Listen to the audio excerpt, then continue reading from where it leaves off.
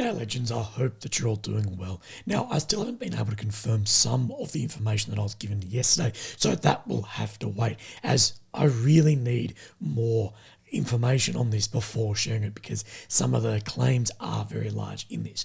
But what I have got to share with you is SITREP, a situation report on recent events and what to expect in the coming weeks. So let's have a look over this now. And again, this is from a very trusted source. This is in two parts. So some more salients have been created by the armed forces of Ukraine south and north of Bakhmut. In Vuhledar, enemy forces have been probing Ukrainian armed forces defences, leaving them with losses, and they have retreated. In Urgadar, enemy forces are mining the approaches to the power station, and more evacuations have been done in the area in anticipation of an offensive. Coercive civilian evacuations continue in Melitopol and other places. The Belgorod or Belgorod offensive was an intel gathering exercise to assess enemy assets and responses to such an incursion, and the necessary data was collected. Sources indicate the enemy media propaganda with the unarmed Humvees photos was a setup from existing captured vehicles placed in a ditch. The majority of vehicles used were armoured vehicles from Turkey and Poland. Belgorod now has more military located there, and new logistics points that can be targeted from Kharkiv as well. The Belgorod mission had been planned for 8 months and achieved its objectives. Now, I will butt in here and say one of the things that I can't share yet is the training of the people that went in. But partisan activity will be increased as a proxy probing force, and despite the enemy expecting this, in their response to it was very lackluster, as was shown.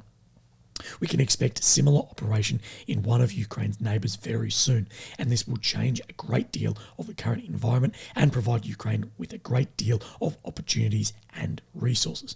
The draw and kill tactics in Bakhmut will be continued as the enemy have expended their resources and stopped a lot of activity, and we can expect a lot more LRP, long-range patrols, roles being fulfilled by the armed forces of Ukraine to find out the necessary intelligence needed to exploit weaknesses in the enemy ground lines of communication and their axis of advance in the east and south. We can also expect precision strikes to be and to deny enemy logistics offensive capability, so it is to protract some Ukrainian armed forces salients and advances and leave areas open to be contested in Ukraine's favour. The various groups of the ADP, the Army Donbass Partisans, has informed that they will continue to do low-level activity as it is part of the psychological breakdown of morale amongst the enemy and reduces their effectiveness of their ability to fight. Storm Shadow missiles are and will be seeking out major targets and testing enemy air defences before being used to target and destroy various logistics and command centres in Melitopol, Mariupol, Berdyansk, Luhansk, Donetsk, and other places of interest. So far, no Storm Shadow missiles have been compromised by enemy air defence. So that is the SITREP that I got of the current events. What do you think of that? Now, we don't get a deep state map for today, so it is very difficult to look and see what is actually changing all around the map. But of course, we have Ukraine in the centre here with the capital of Kyiv. The areas with the red outline are areas occupied since 22, the black outline since 14. This being Crimea, Donetsk, Luhansk. This is the Black Sea, the Sea of Azov, and the Aegean Sea, and this is the Bosphorus through here that crosses through, connecting these seas through Turkey here. Of course, we have Romania, Poland, Belarus, and Russia around here. Now, where we're going to go into, because there has been a few areas of interest today, is we're going to come down, of course, no other than Bakhmut, and have a look and see what is showing here different to the Rybar Russian sources map. So we're zoomed in here, and then we'll pull up the Rybar map, which has only just been released. What is this showing different? And to me, as really always with these maps, the claimed control, which is the yellow on this one, is the exact same pretty much as what they are assessed control by Rybar on this map. I think it looks very similar. Now, what is different is some of the control in the south. So where this road splits off here, and this is the MiG-17 statue here, it is showing a little bit more under control here, but as well, as I said, this is in line fairly with what they are claiming in the yellow and assessed on this map, so it is fairly similar. Now, one thing we will say on this map was here we have the prisoner exchange between the Armed Forces of Ukraine and Wagner PMC taking place in this area. Now, we have that video geolocated as well to this area here. So if we look at where these two are saying, It is basically saying the exact same point. Now, all this comes as Prigozhin has announced the withdrawal of his forces, the Wagner Group, from Bakhmut. Now, that is said to be done by June the 1st. So it was a period of window that he gave for them to pull out. So we have some videos translated. Now, I will say that this was captioned with a rough translation. So again, take some of this that it could be incorrect as it is rough translation. And he's talking to his soldiers, talking about how they are going to get up and lead to the heavy scrim on this Russian forces vehicle here. And personally, I can't identify that vehicle from here. So 10 to 15 minutes, we'll be heading out until June 1. We go out east, prepare, and then we'll get a new task, and we'll pass all the positions of the military, and we'll wash, take care, toothbrushes. So talking about the creature comforts that they will get before they then are retasked. And we have talked a lot about where Wagner Group could be retasked onto, and I've speculated that Prigozhin has been very, very vocal talking about defence on the borders and security lacking there. So that could be an option as well. But we do know that the more professional side of Wagner Group are working in Sudan and could be shifted over to Sudan as well from Bakhmut. And here we see Prigozhin talking about on the 5 May the 25th until June 1 that this will be their slow withdrawal here and the rotation of forces. So some will go out and the Russian forces will then replace from there. These two guys to come with him and talking about how they will block the Ukrainian army on the withdrawal. And as well, we have more video here as well of Prigozhin that's going out to the rear areas, meeting more of his troops here as well. Now, I will say it really annoys me how Prigozhin has his magazines set up here. It's just the molly like one apart. I don't know. It just gets me. I'm a sucker for that stuff. The only thing is to be careful on pulling back, and they'll go one by one. And this is how anyone does a rotation. It is, some in, some out, and everyone does that. That's exactly how you do it. И у них как раз сейчас они широким фронтом пойдут. Да, оперативный простой. До такого обката надо подтянуть. Готов к дальнейшему действию. Все, парни, счастливо. Удачи.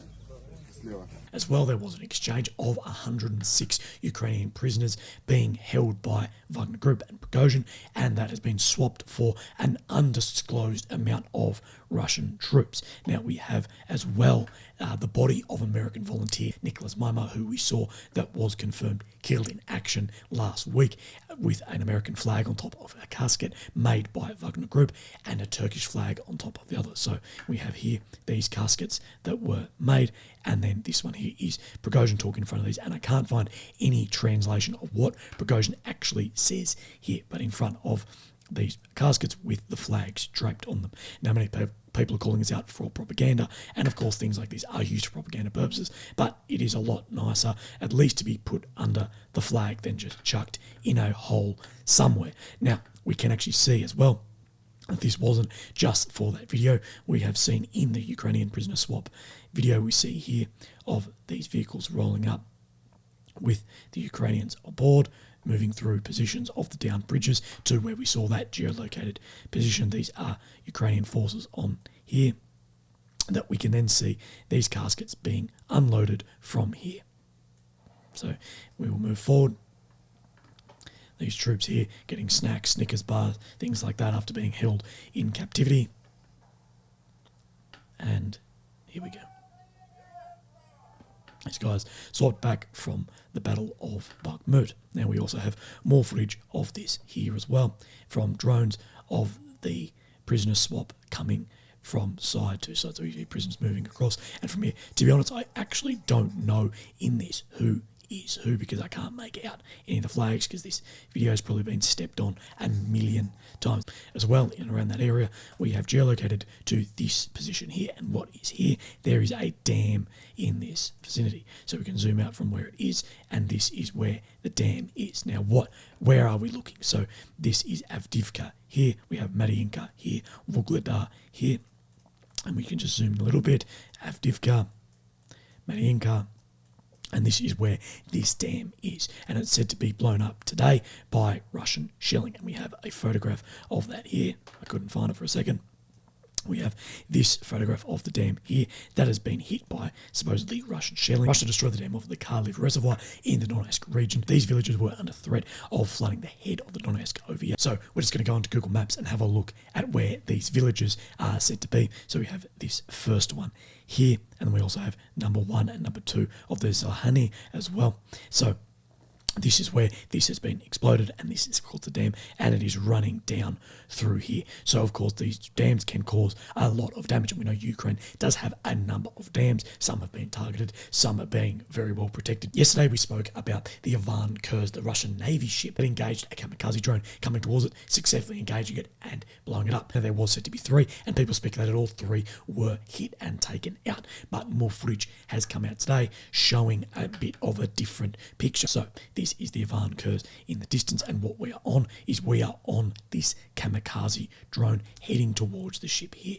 Now I just want to pause as we're moving up. We just see right here that this looks like a tracer round coming off the ship here to try and engage this, and we did see in the video yesterday a lot of tracer rounds moving towards that drone. And now as we roll forward, we will see another round look like it is engaged into the water here, and we'll roll forward and forward, and it looks as well, there's a tracer round as well just on the screen there. I don't even know if I can pause on that, but there is a tracer round that you can see there, and you can see where it hits the water there, but that does look like it's coming from a downwards angle, but you never know how these can actually work with frame rates on cameras. That can be a big deal as well. But we see that it is turning around sort of to the right, coming into the ship here. You can see it coming in, and then it sort of turns right at the back of the ship and turns in, and the video then cuts out from here. So it's hitting it on an angle, and then we presume has exploded. Now,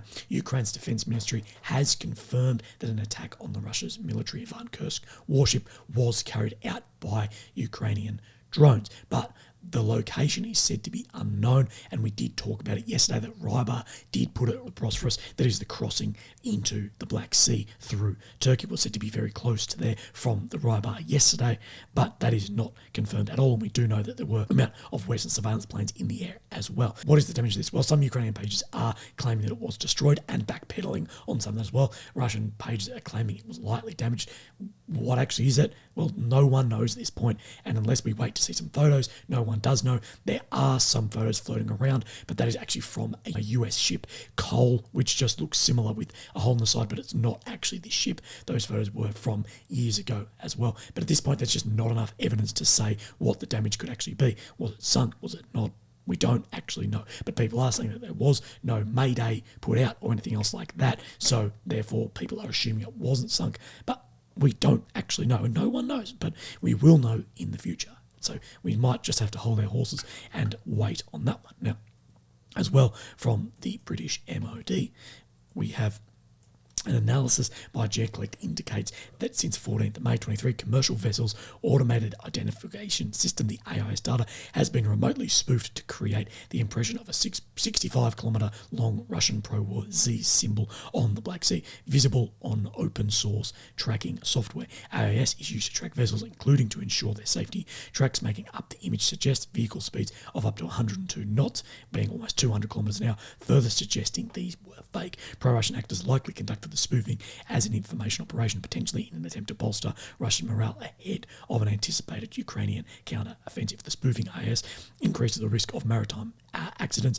despite Russian virtual information operations in the Black Sea. Its physical navy remains vulnerable. The Ivan Khurs intelligence gathering vessel was likely attacked on 24th of May 23. So it must have been a bit of a slow update. It must have been a bit of a slow day for this to be the intelligence of that. Now let's just have a look at what this is actually talking about. So in here, this is what they're saying is the spoofing creating the Z here, but with ships going almost 200 kilometres an hour. That's why they are saying it is fake. To be honest, they should have just done it. If you're going to do this, if hackers are doing this, just make a huge knob. Like, it would be far more funny. But either way, legends, I hope that you're really well, looking after yourself. This one's probably been a bit more chill than usual, but YouTube's absolutely killing me, so whatever. But look after yourselves. I really do appreciate you guys being here. If you'd like to support me, there's links below, but never, ever feel obliged. So have a great day, and I'll speak to you tomorrow. Okay, thank you. Bye-bye.